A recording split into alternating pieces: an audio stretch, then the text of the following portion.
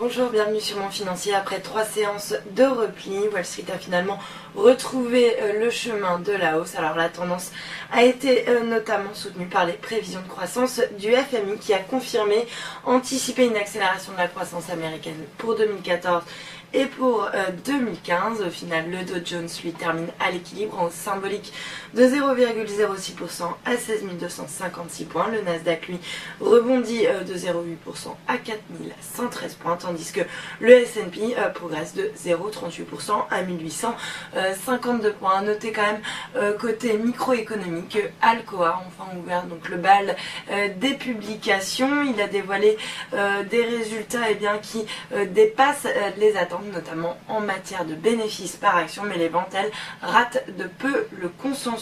À Tokyo, en revanche, le Nikkei lui est tombé à un plus bas de 2 semaines après avoir enchaîné 4 séances de baisse consécutives. Un Nikkei qui recule encore ce matin de 2,1% pour terminer à 14 299 points. En fait, les investisseurs s'interrogent et s'inquiètent même sur l'orientation de la politique monétaire du Japon. La Banque du Japon qui a opté pour le statu quo, et ce malgré le relèvement de la TVA, une décision qui a des conséquences sur le yen qui s'est d'ailleurs envolé de près de 1% hier avant de remonter autour des 102 yens. Ailleurs en Asie, Hong Kong grimpe de 0,8%, Shanghai avance de 0,45%, Taïwan plus 0,4%, Bombay s'adjuge 0,6% alors que Séoul cède 0,3%. Puis pour finir, Sydney qui progresse assez nettement, plus 1%. Et puis du côté de la préouverture, les marchés devraient ouvrir en ordre dispersé avant de prendre connaissance des minutes de la Fed. Les investisseurs